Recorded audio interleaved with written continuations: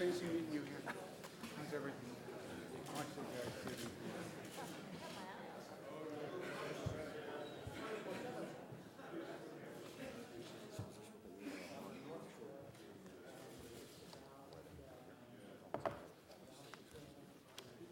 He also mentions that Governor was a former mayor, so I'll work at it too.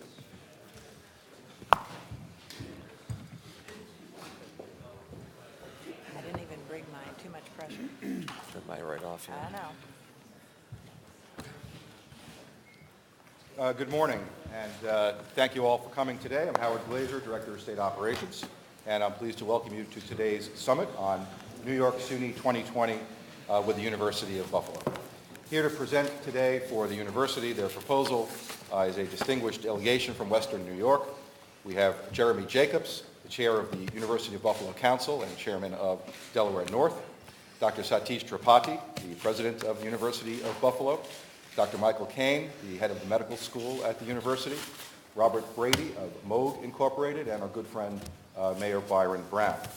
In our program this morning, we'll hear from Governor Cuomo for some opening comments. We'll then hear the presentation of the UB 2020 proposal, after which will be followed by the governor introducing a special guest by phone, Senator Chuck Schumer. Will join us. He'll be with us for a little while. We'll have to leave to return to his business in Washington. Our program will continue with discussion and comments among the participants as moderated by the governor. In order to keep within our time frame this morning, we ask our audience members and press to observe. The discussion will be limited to the participants and panelists at the table. It's my pleasure to introduce Governor Andrew Cuomo. Thank you. Thank you very much, and I want to thank Howard Glazer very much. Welcome to all of you. Special welcome to our guests from Buffalo. Thank you very much for being here. We're very excited about today. A lot of time and energy and conversation has gone into today, and we're looking forward to, we're pleased to be able to move forward today. I want to thank the Senate Majority Leader very much for his cooperation and help on this very important venture. It's a pleasure to be with him. Speaker will be with us shortly. He's just wrapping up a few issues upstairs, and he'll be down forthwith. I want to thank the Chancellor for being with us. Her stewardship of this proposal has been formative, as you know. As promised, Speaker of the Assembly is here. Lieutenant Governor Bob Duffy, you know, Assemblywoman Deborah Glick, Assemblyman Robin Schibinger, and Senator Grisanti, who has been very helpful and has spent a lot of time working on this proposal to bring us to today. And Senator Ken LaValle, who's the chair of the Higher Ed Committee. It's a pleasure to be with him. Thank you all very much for being here. We're very excited. This is the coincidence of good ideas, if you will. UB 2020 has been birthed and developed over the past several years. We're working on a proposal here called New York SUNY NYS 2020 with the same basic concept. How do we take the SUNY centers, especially the research centers, make them the best academic institutions in the nation, and simultaneously use them as engines of economic development? That's the idea, that's the plan, that's what UB 2020 is all about, that's what our proposal for New York SUNY 2020 is all about. Those two goals, one plan to achieve both goals. And you spent a lot of time doing it. We're excited to hear your presentation, your proposal. We'll then have questions and comments after that. And with that, Mr. Jacobs, I'll turn it over to you to lead the presentation. Thank you, Governor.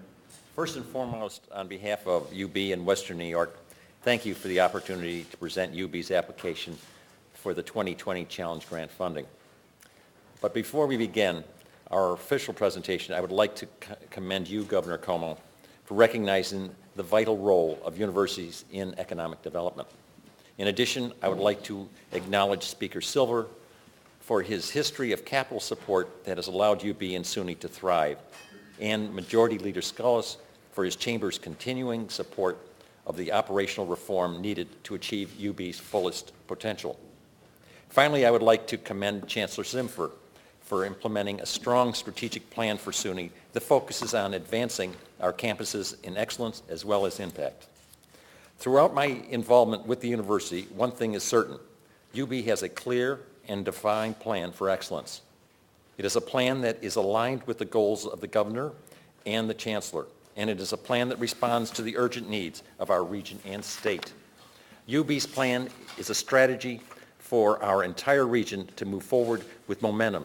There is no doubt that a better UB will yield a stronger Western New York economically, socially, and culturally. The mission of the Challenge Grant Program is to make SUNY a leading catalyst for job growth throughout the state, strengthen the academic programs of our universities, and demonstrate that New York is open for business. I can think of no better catalyst for Western New York than the UB proposal. From my discussions with community leaders, it is clear that the Western New York community needs and supports this plan. In fact, UB's proposal has unprecedented united support across the entire spectrum of the Buffalo and Western New York community. The proposal being submitted to you is clearly mapped out, carefully considered, and ready to implement today, but we need your support to enter the next major phase.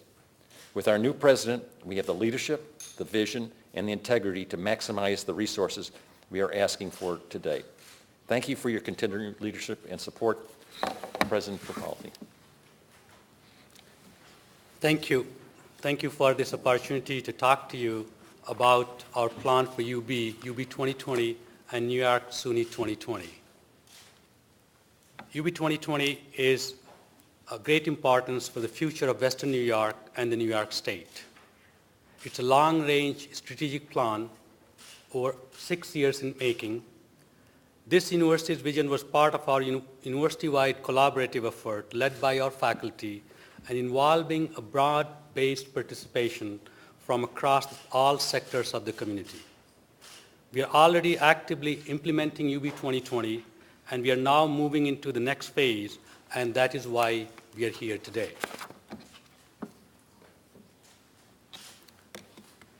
First and foremost, UB 2020 is about building a great university. It is about advancing the academic and research enterprise of our university so we can make the world a better place both locally and globally. There are three main objectives to UB 2020 next phase: enhancing the educational and research excellence, improved health care for Western New York, and creating innovation economy and job growth that comes with it. We are already pursuing all these objectives. Our plan will allow us to do much more. When UB 2020 mission of academic and research excellence is realized, we will have expanded faculty-mentored undergraduate research opportunities by 50%, increase high-demand course offering by 30%, and improve four-year graduation rates by 30%. And when UB 2020 plan is realized, UB will have strengthened the economic and human impact in our community through creating more than 3,000 new jobs, from construction and healthcare delivery to commercialization of new technologies, creating $500 million in annual revenues for the Western New York, and creating a stronger, healthier community through life-saving research and clinical care. In order to realize our UB 2020 mission of enduring economic and research excellence, we must invest in the campus-built environment that will position our faculty and students to achieve their full potential.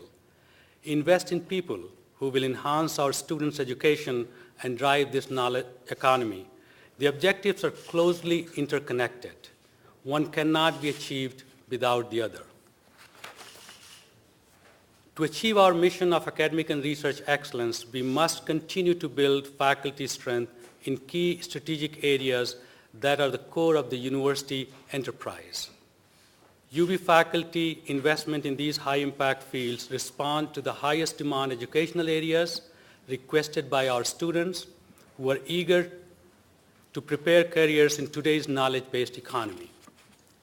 UB's strength and investment in these areas correspond to federal and state investments in STEM fields, the science, technology, engineering, and mathematics fields. And they are the key fields shaping business and industry in this century. If we are to fully realize our mission of excellence, we must have 21st century facilities and infrastructure to support teaching, student learning, and research of a rapidly changing dynamic world. Through strategic investment that are transforming all three campuses, we have already made significant infrastructure improvement, but we need to do more to optimize faculty research collaboration and to enhance the student educational experience. Our investment today will result in dramatic returns tomorrow. Let me talk about the New York SUNY 2020 application that has been submitted. The Governor's Challenge to Grant provide UB the opportunity to begin the implementing of the next phase of UB 2020.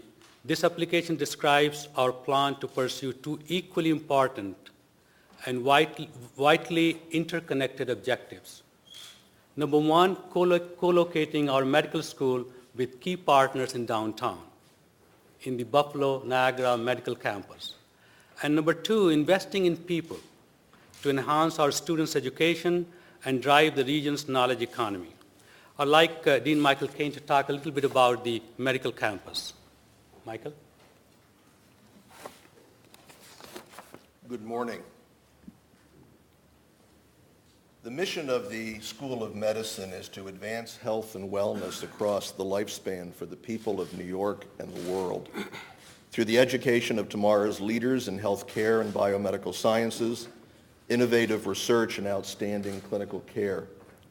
Fulfilling our mission requires modern facilities as we are proposing. The bulk of the UB medical facility is 60 years old and is located on the South Campus. It is constrained by 60-year-old classroom and research laboratory designs. It is geographically and programmatically split from newer facilities and two major hospital partners on the Buffalo Niagara Medical Campus. In short, it is old and it is 6 miles in the wrong place. Co-locating the school on the Buffalo Niagara Medical Campus to create a modern, integrated academic health center will enable us to recruit, retain, and train physicians that are absent or underserved in Western New York and stop the outsourcing of healthcare and graduate medical education in these and several other areas to Cleveland and Pittsburgh. These and other Rust Belt cities have been able to achieve real economic turnaround by investing in medical centers to build a thriving life science economy. The next few slides will highlight some of the academic, community, and economic benefits of this plan.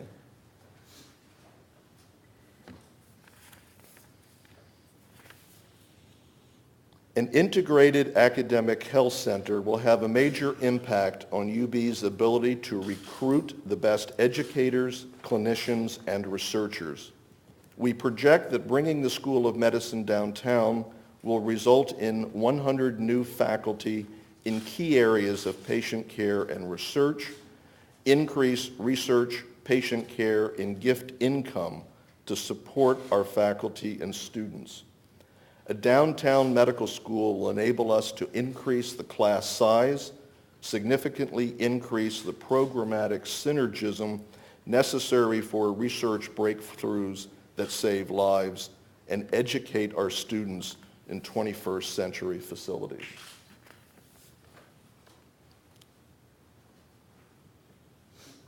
An integrated academic medical center will improve the quality of health care in our community by training and retaining key physician groups. Western New York becomes a destination for medical care and training rather than referring patients to other out-of-state medical centers. Income and patients come and remain in Western New York. And finally, this process will create jobs across the economic spectrum to our region. The next slide will further emphasize this last point. These histograms depict in green the new jobs created in various categories by the move and expansion of the medical school downtown. The medical school involves the first 2 of the 6 strategic areas targeted for investment in the complete UB 2020 plan referenced earlier by the President. Additional jobs created by the proposed investment in the other 4 strategic areas are shown in blue. And these are synergistic. I'm a cardiologist by training. Additional training in abnormal heart rhythms. The heart's an electrical generator. Part of my research is to analyze those electrical signals. So having people in the blue that are new faculty in electrical engineering help my research, ultimately allowing me to help patient care.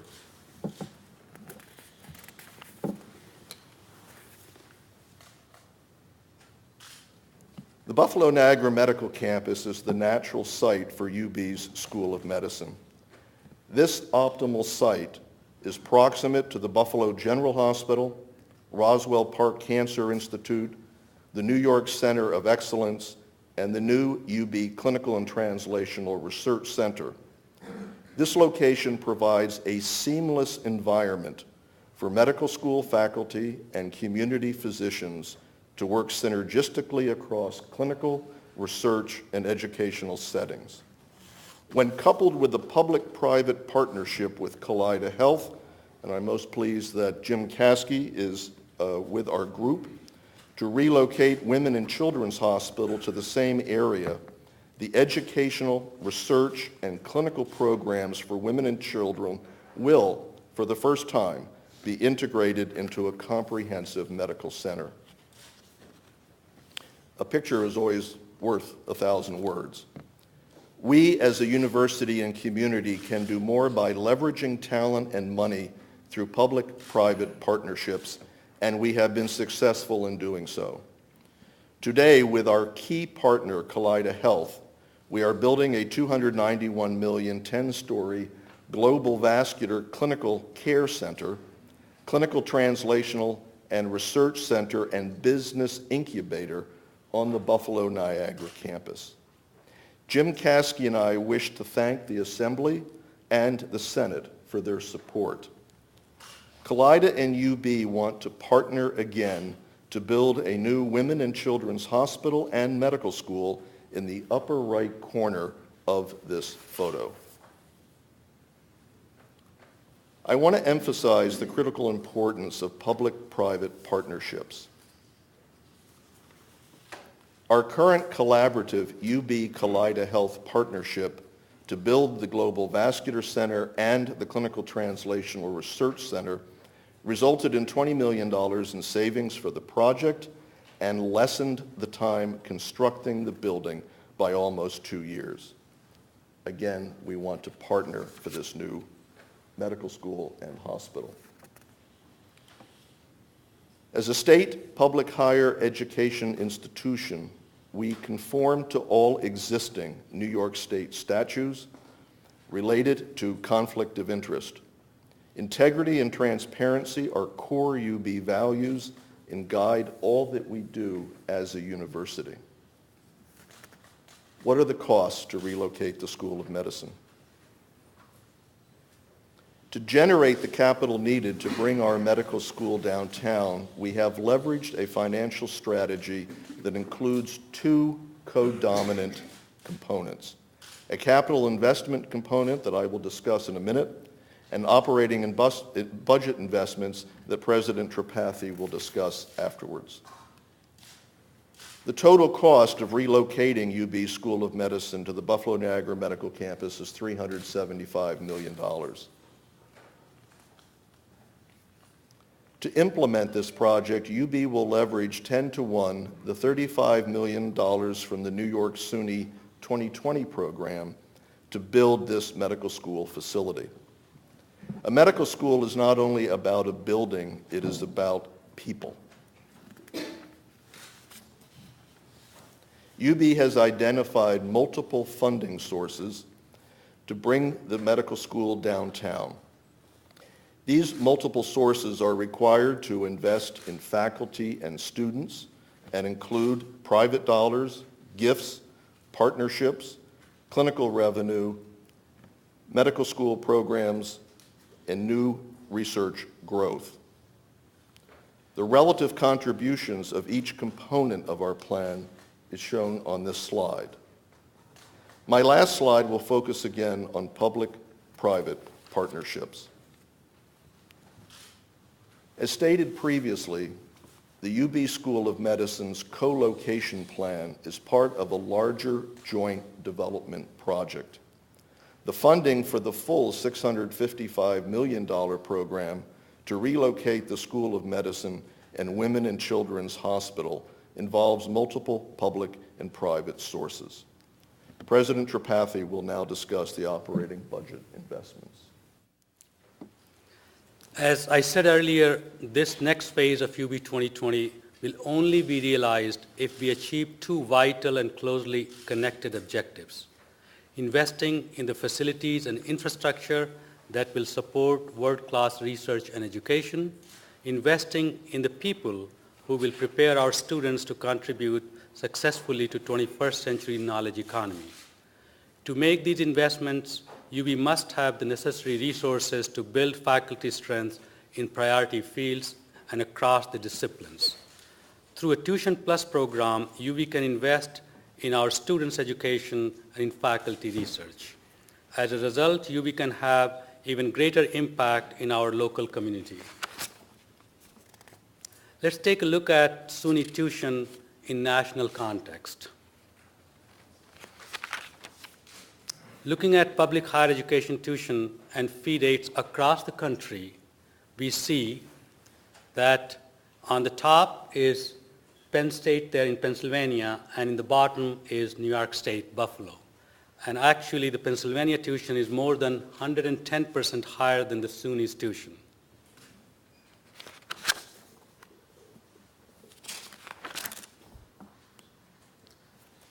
If we look at the SUNY tuition and compare that with American Association of Universities, this is the group of 63 public and private universities. They are the research universities in the country, and we're only taking a look at the public AAU universities.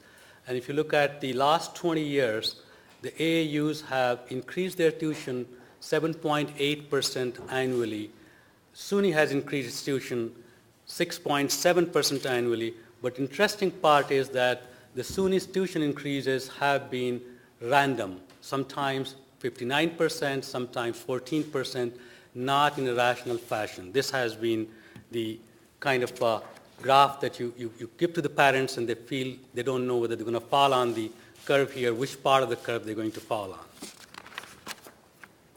If we look at tuition plan that we have proposed for 5 years, and we assume that, for example, Penn State tuition remains flat, we would still be 45% lower after 5 years of the tuition increase that we have proposed. If we assume that the Penn State would increase their tuition by 3% a year, we would still be 45% lower. So this shows that even with the increases that we are proposing, this is not out of the line with AAUs. If you look at in dollars, this is approximately $200 per student per semester. I know these are not, there would be some families where this would create challenges, and I want to talk about that in a couple of minutes, how we want to deal with that in terms of the families with lower income.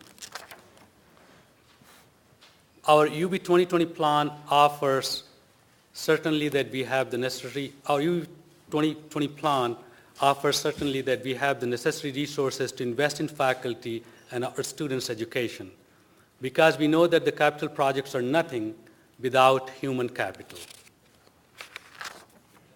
How do we maintain the affordability and ensure the access? As UB proposes to increase the tuition for the purpose of investing in our education and research mission, we are committed, and I'm personally committed, to ensuring that the widest possible access to our university. Towards that end, UB will invest a substantial portion of our tuition increase revenues, 25%, into a need-based financial aid program.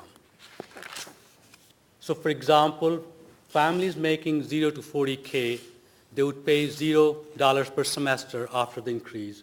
40 to 60K pays $30 per semester, 60 to 70K, $70 per semester, and 70 to 75K, $100 per semester. What's the timeline for this? Let me briefly summarize overall time frame we envision for the next phase of UB 2020. Relocating the medical school to the Buffalo Niagara Medical Campus has been core element of UB 2020 program from its inception, and we are ready now to move forward. We have a financial strategy in place, collaborating partners who are ready to engage, and a community that recognizes the importance of this phase of UB 2020. This summer, we will have the final site development plan completed, and by summer of 2016, the new medical school can be completed. Our community is highly supportive of our plan, but I defer to our distinguished community leaders to speak directly to this effect. Bob? Thank you, Satish. Good morning. I'd like to add my perspective as a representative of the Western New York business community. My company, Moog Inc., was founded in Western New York 60 years ago by Bill Moog, based on research done at what was then Cornell Labs, a university research organization located in Buffalo. Today, we employ 2,500 people in Western New York, and 25% of our staff are engineers. Our company builds flight controls for Boeing and Airbus. We steer rockets that launch satellites. We build controls for industrial automation, and we recently entered the market for medical devices. My company and other companies like Moog depend on the intellectual capital that we're able to attract, and UB has been the most productive source of intellectual capital for our company. We employ literally hundreds of engineers and business majors who are graduates of UB. We believe that the stronger that UB becomes, the better it is for us, and that's why our company has made significant contributions to the university. I also believe that the impact of the university in our community goes well beyond providing educated graduates to enter our workforce. The UB faculty and their research initiatives offer opportunities for commercialization, just like our company was founded on research done in a university lab. I sit on an advisory council for the UB Office of Technology Transfer and Economic Outreach, and I can tell you that there are a number of commercial ventures, particularly in the life sciences, that have developed on the basis of research done at UB. Just one example, a company called Kinex Pharmaceuticals, founded on UB intellectual capital, is now in clinical trials with an anti-cancer drug whose potential is very promising. Last year, Michael Dell announced a $15 million investment with UB to form the Institute for Healthcare Informatics, and that resulted in a $7 million Heal New York grant and additional private funding, and the result is 60 additional jobs at Computer Task Group in downtown Buffalo. So with these possibilities, we believe that UB 2020 is not just a long-range vision for UB, it's a long-term economic vision for Western New York. It's our best hope for real economic recovery, and that's why the business community has united to embrace it as the leading economic development priority. I've been a director of the Buffalo Niagara Partnership for over 20 years. I've been chairman twice. Every year, our partnership convenes a conversation that includes the mayor's office, the county executive office, and their counterparts from Niagara County to develop what we call a regional agenda. It tries to describe our priorities for you folks here in Albany and for our representatives in Washington. UB 2020 has been the #1 item on our list for the last 3 years. In all my years, I have never seen the type of intense support from the entire business community as we've seen for UB 2020. It's our highest priority, and we hope that you'll be able to support us in this endeavor. Mr. Mayor? Thank you, Bob. Thank you, Governor Cuomo, for calling us together for this UB 2020 summit and the chance to let you know how vital this initiative is to our city and to our region. Also, thank you, Speaker Silver, Majority Leader Skelos, Assemblywoman Glick, Senator Laval, Assemblymember Schimminger, Senator Grisanti, Chancellor Zimpher, for the opportunity to speak to you directly about this vital plan. You have all been great partners to my city. As Buffalo and the region work to rebuild its economy, the University at Buffalo is poised to be a catalyst for our rebirth. Over 10 years ago, our community recognized that in order to participate in the new economy, we needed to build upon the assets we already have on the Buffalo-Niagara Medical Campus by investing in the life sciences and technology. With the state's strong support and investments in the New York State Center of Excellence in Bioinformatics and Life Sciences, Roswell Park, and the Hauptmann Woodward Institute, we were able to build upon that strong foundation and set the course for the next vital step, movement of UB's medical school to the Buffalo-Niagara Medical Campus. The plan you have heard about from President Tripathi and Dean Kane will create thousands of jobs in construction, at the university, and outside amenities for people in the surrounding neighborhoods and across the city of Buffalo and the region. As Bob said, by enhancing synergies through a stronger UB and the medical school downtown, we will reap the benefits of technological innovation, spin-off companies, commercialization, all contributing to a 21st century life sciences economy in Buffalo. We've watched this happen in Pittsburgh, in Louisville, Kentucky, and there is no reason why it can't happen in Buffalo. I have publicly expressed my strong support for UB 2020 and how it has the potential to transform the city of Buffalo and the opportunities it will provide for the populations in our community that have been left behind. I am joined by literally thousands of others across the region and state, including the United Western New York State Legislative Delegation, I think just about all of which are in the room today. And I want to thank the members of the Western New York State Legislative Delegation for your strong support of this initiative and all that you have done to lend your voices and collective energies.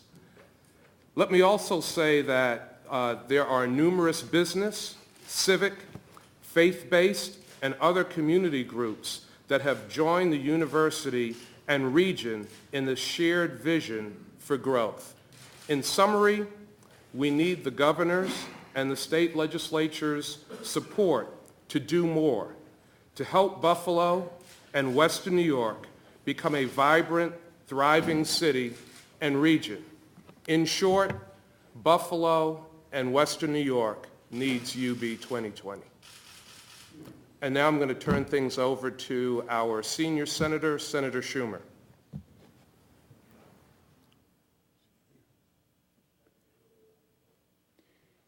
Technology is a beautiful thing when it works. Senator Schumer is going to join us by telephone. They'll give me the sign when we have him. In the meantime, let me thank you very much for the presentation. My colleagues will give you their comments, but I think it was very impressive. I spent 8 years in Washington working on economic development and what we called at that time the empowerment theory, which was understanding that it's up to the local communities to come up with their own comprehensive plan for redevelopment. And sometimes the best thing to know in life is to know what you don't know. And from Washington can't tell Western New York what it needs. Albany can't tell Western New York what it needs.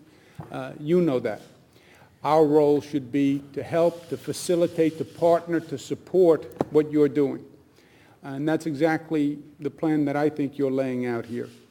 We also talk about the locally driven process of bringing everyone together, getting everyone on the same page.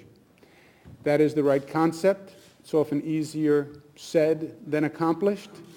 Sometimes, believe it or not, even in Albany, we have trouble getting on the same page. Not recently, and not in the projected future. But historically, that has been an issue.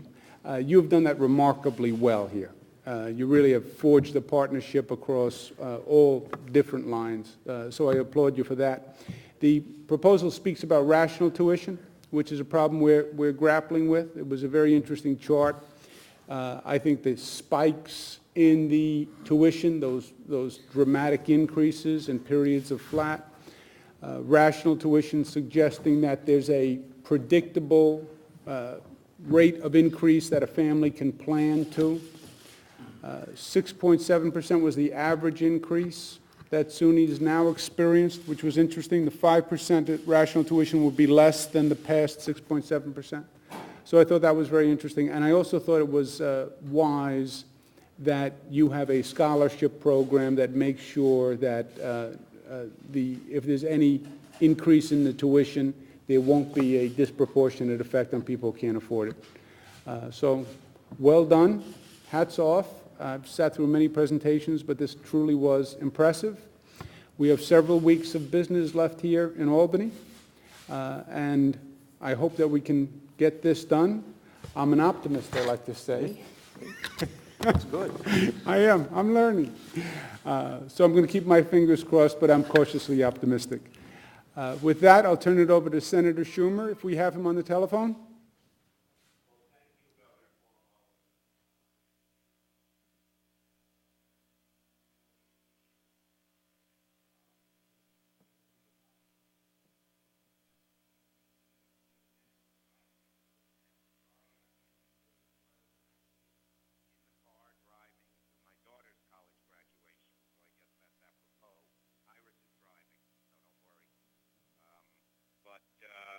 I did want to be there, and I really appreciate the opportunity to just talk for a few minutes about this program. I search all over New York State, as all of you do, and to find jobs, to find a way that New York State can grow in terms of jobs.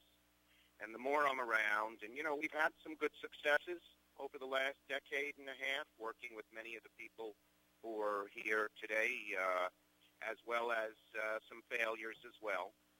But we're not going to, our future of New York is hinged to finding good paying jobs. And when I think about it, about the most vital asset we have to create jobs is SUNY. SUNY is just a godsend because it has such excellence and has so many assets, and because it provides a top-notch education and affordable education as well for students all over the state. People forget when, all those who like to knock New York forget about one of the best things we have, which is probably the best system of higher education in the country, both public and private. The 4 university centers, like Buffalo, Binghamton, Albany, and Stony Brook, they're our crown jewels. They provide an unparalleled education for many of our most talented and ambitious people.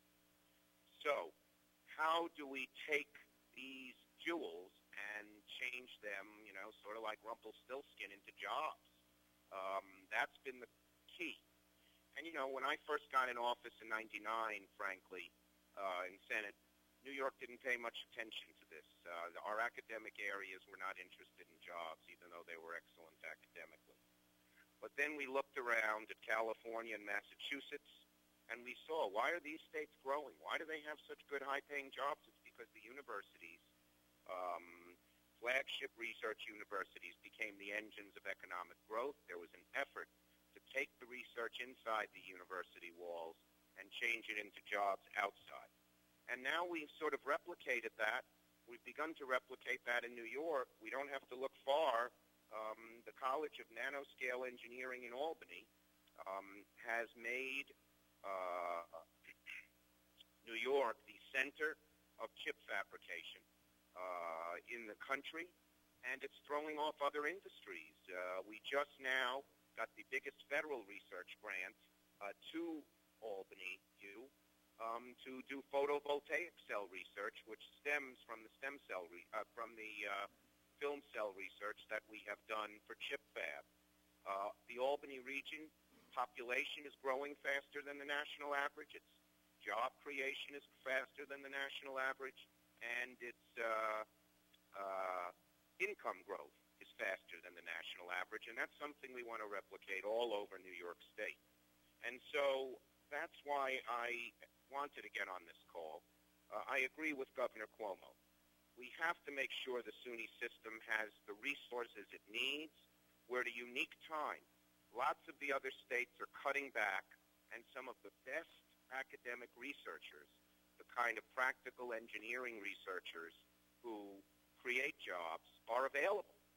Their states are cutting back, and they're not too happy. And we have a golden opportunity to sort of bring them to New York, particularly with the leadership that all of you have shown in making SUNY and keeping SUNY the flagship that it is. Obviously, with our budget problems, we don't have the money to just put the money in at the state level. You're all struggling with that, and I appreciate that very much, how difficult it is. And that's why I think the rational plus tuition policy, it's more predictable for all campuses. It allows these flagship universities the ability to attract top-notch professors with the salaries that will garner them, as well as the research facilities that they demand if they're going to come, makes a great deal of sense. And have to make sure these universities are affordable. As I understand it, the plan holds harmless families that make less than $75,000, and so that deals with that. So I'm fully supportive of the rational plus tuition policy, and I would hope we could adapt it because we don't want to be 10 years from now in the situation we are now, where jobs are slow, where we don't have much job growth, we don't have much income, and then everybody at the state level is faced with awful choices. We have to look to the future, in my judgment, and see how to grow jobs. And this is the best plan that I have seen that has already proven itself, at least in one part of the state. And the UB presentation that President Tripathi and others made allows that to be replicated in Buffalo. I believe Stony Brook, Binghamton, and Albany continuing have plans to do the same. One final point, and then I'll get off because I'm sorry to do this on the phone. We need a rational funding system, as I said, that can energize the new partnerships in the entire university community. We can forge, when we forge the public-private partnerships, we got to be mindful of the public mission. These are public universities. Respect the public workers that make it hum. I believe that is entirely doable under the plan that the governor has put forward.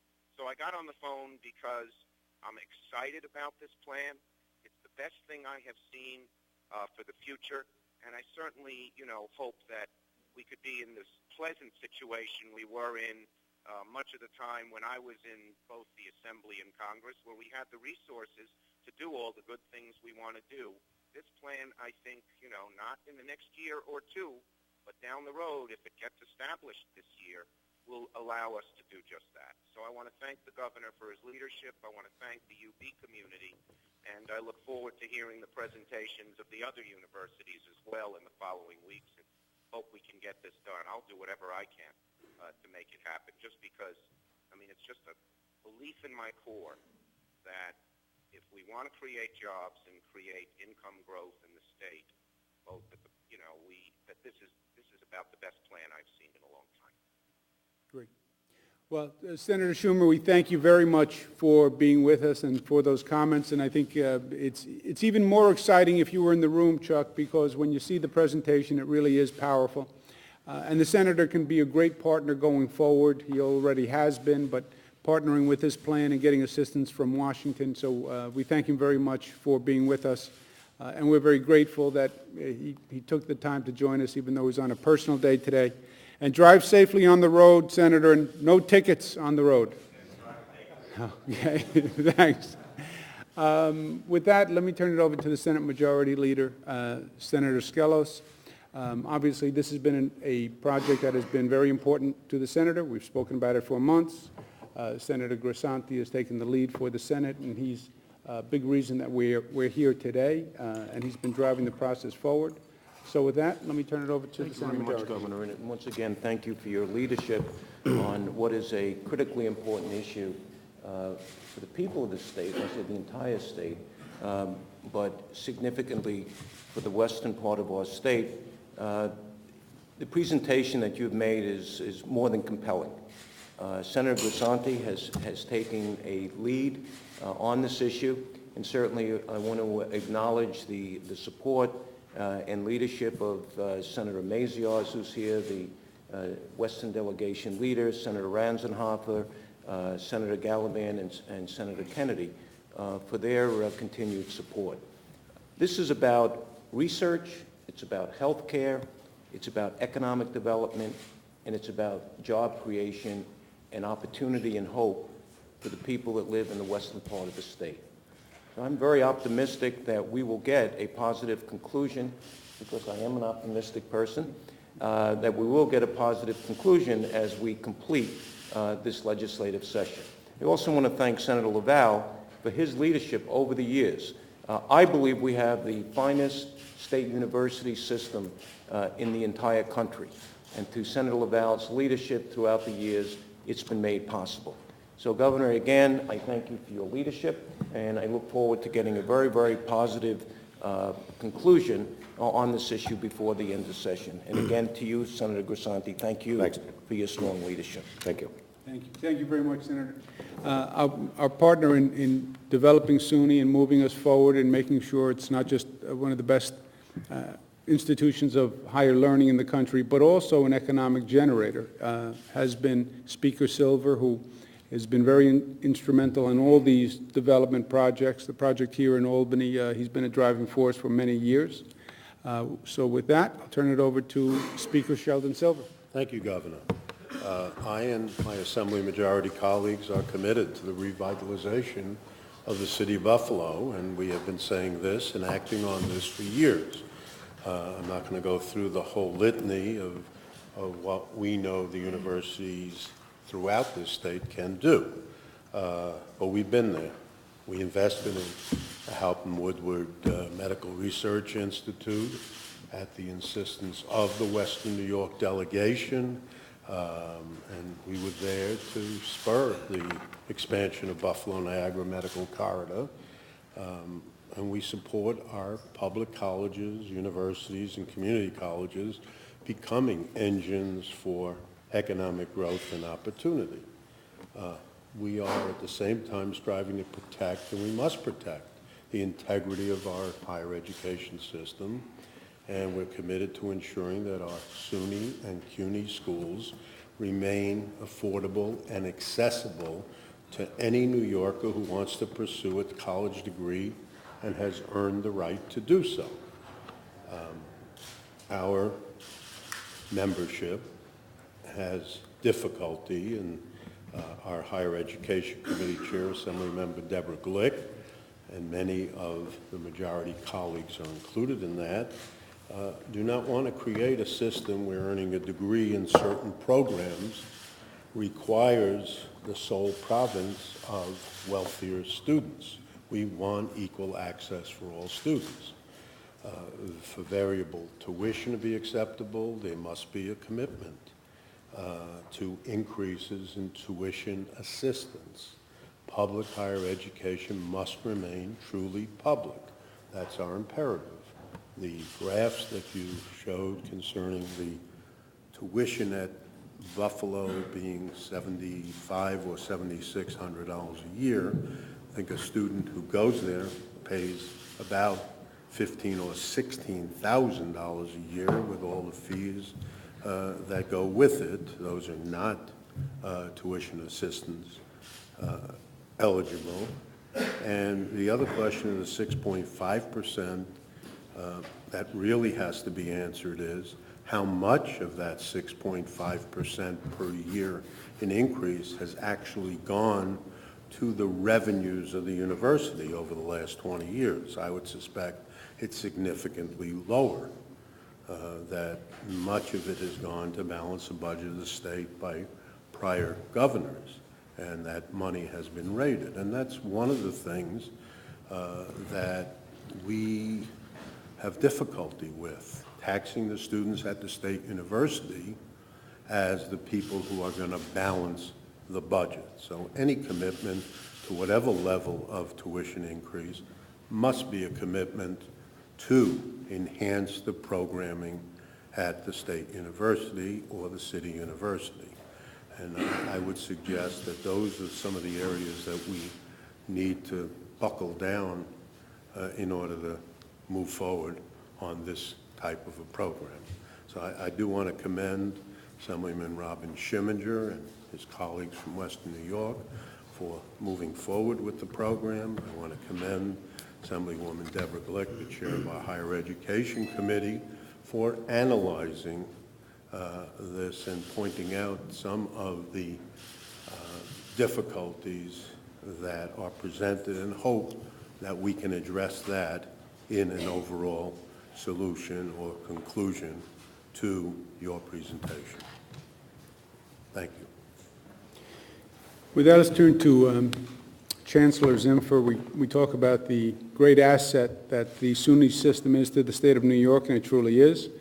And a great asset we have at SUNY is a really dynamic chancellor, Chancellor Nancy Zimfer, whose leadership and stewardship has been a tremendous boost to the entire SUNY system.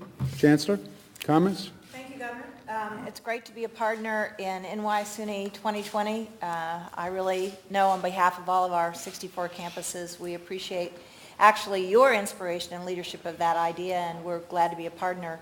I think I want to compliment Jerry Jacobs for the fine job he did in recruiting President Tripathi. I think we're all very excited about this new administration, and today is a good example of what that partnership between the College Council and the university can do, and all of the team from University of Buffalo, the legislative leaders, the Western delegation. Let me just say that this plan very much aligns with the strategic plan for the State University of New York. I think in the last 2 years we have proven our intent to be an economic engine for New York, and this puts that practice in play, not only for Western New York, but as we see over time what will happen with Stony Brook and Albany and Binghamton and the other 60 campuses of this magnificent system. I want to make just 5 observations because I think they really distill what this plan has been about and how it's been proposed today. The emphasis on academics and economics. So we will have more full-time professors. We will have more courses for our students. We will increase graduation rates because we can meet the high demand courses that all of our students need.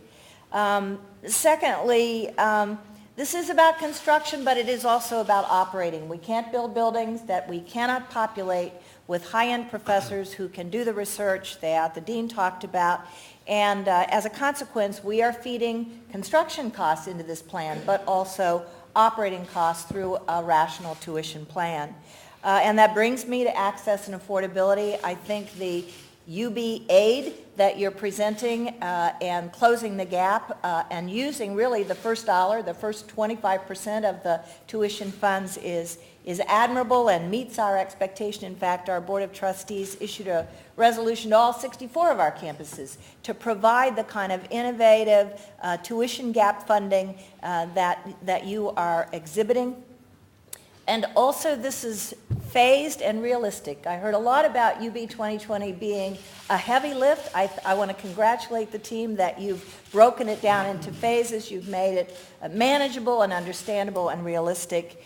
And I think lastly, to our legislative leaders, a lot of talk about autonomy and whose authority this is. We have retained the legislative authority in this plan, as we should. Thank you. Well stated as usual. We'll turn now to the Lieutenant Governor, who, before he was Lieutenant Governor, he did a really tough job. He was a mayor. And as mayor of Rochester, obviously, Lieutenant Governor knows the situation that you're in very well, and the situation that Mayor Brown is in. And this has been the challenge. How do we create jobs, especially in upstate New York? So he knows it very well. Lieutenant Governor Bob Duffy. Thanks, Governor, very much. I want to, first of all, thank the Governor for bringing us all together, Speaker and Senator Skelos and the Chancellor, and the presentation. I thought it was great. I had a little preview with Dr. Tripathi recently on a campus of UB very impressed with this, and I think the collaboration that you put forth is terrific. My points, I'll be very cogent with this. First of all, in terms of tuition, when you look at over the last 20 years, the range of tuition, I think the average is about 6.7% increases. I think Dr. Kane, as a cardiologist, is like an EKG reading. When you look at the ups and downs, this plan provides for 5%, which is actually lower than the average increase. And I think that in itself helps control costs, helps parents plan for the future. It's not the high spikes and changes each year with moms and dads are trying to plan for their children's education. So I think that is important. Affordability. The average increase is about $200, and this plan provides for steps if a family could not afford it. All or part of that increase would be covered, so it really ensures the affordability aspect of it, which I think is terrific. What I like about it, it focuses on the increases are tied to performance. Governor Cuomo, from day one in the administration, talks about performance and results in government, making sure not only we do work, but there are clear, compelling results. And I think the issue of you tying those increases to very specific measures or results, I think, is very important. And as the governor mentioned, as a former mayor upstate and Mayor Brown's neighbor, I saw firsthand the impact that our university in Rochester had at medical school with research and investment. I think what you are putting forth is a tremendous collaboration that benefits everybody. It is construction jobs, it is research jobs. I think as Dr. Kane put forth, it's drawing medical talent away. And we are competing with Pennsylvania, New Jersey, and Ohio, and all these surrounding states for talent consistently. But what it brings is great economic strength. We have a governor who I am convinced is going to lead a transformation of this state, specifically in upstate, which has been hit the hardest. And you do that one step at a time. You do that with investments in higher ed. And as the governor has noted from our very first days talking about economic transformation, higher education and the business community together are going to lead this change. And I think Chancellor Zimpher, she gets it. She has done a tremendous job as chancellor. I think it is exciting. It really is in terms of what you put forth. And this is what I believe is going to be the future. And I'll just close by saying this. Sometimes it's hard to see change. It's hard, it's change sometimes is a little slower. It's like a big ship turning. We're seeing change. We're seeing change in government. We're seeing right now with this presentation where this state is going, and it's very, very exciting. And this is a tremendous way to build the capacities of Western New York through what you're doing, not only with the academics, but also the community development and the jobs aspect. So I just congratulate you on a great job. Well said, Governor. Thank you very much. Any closing thoughts, any response to anything that you've heard? Yes, on behalf of our panel that is here to support UB 2020, Governor, let me just thank you for your extraordinary leadership in bringing together this summit. Thank the Lieutenant Governor, the legislative leaders, Chancellor Zimpher, the members of the legislature, certainly the members of the Western New York State Legislative Delegation for participating in this process. As you heard from the presentation, we all believe throughout Buffalo and Western New York that UB 2020 has the ability to transform the city of Buffalo and our region from a healthcare perspective, scientific perspective, economic development, and job creation perspective. This is a program that the community in Buffalo and Western New York is completely united around. The business community, the faith-based community, the government officials, and the citizenry at large, all united in believing that if this program is supported, if UB 2020 becomes a reality, it will be a tremendous engine of opportunity for our community. So again, Governor, we thank you for your leadership. I thank all of the panelists for participating and giving us this opportunity to come before you and make our case for why we feel that this is so vital for the future of our community. Well, thank you very much, Mayor. And again, congratulations to all of you who worked on it. I think I speak for everyone who's heard the presentation. We understand the situation in Buffalo. We understand the situation in Western New York. We understand how long you've been struggling on the economic side and how difficult it has been. This is, speaking for myself, This is the most excitement that I have seen generated, the most hope, the most unanimity for the community, and that in and of itself is something. You know, the old adage in economic development is the communities that come back are the communities that believe they can come back, right? And this has brought a sense of belief and purpose and energy to Buffalo that I haven't seen in a long, long time. Again, speaking for myself, I'm going to do everything I can to make this a reality and to make it a reality in the short term. We have a few weeks left of the legislative session. We have a lot more to do, and keep our fingers crossed, and cautiously optimistic is the rule of the day, Mayor. But thank you all very much for taking the time to be here. Thank you. Thank you.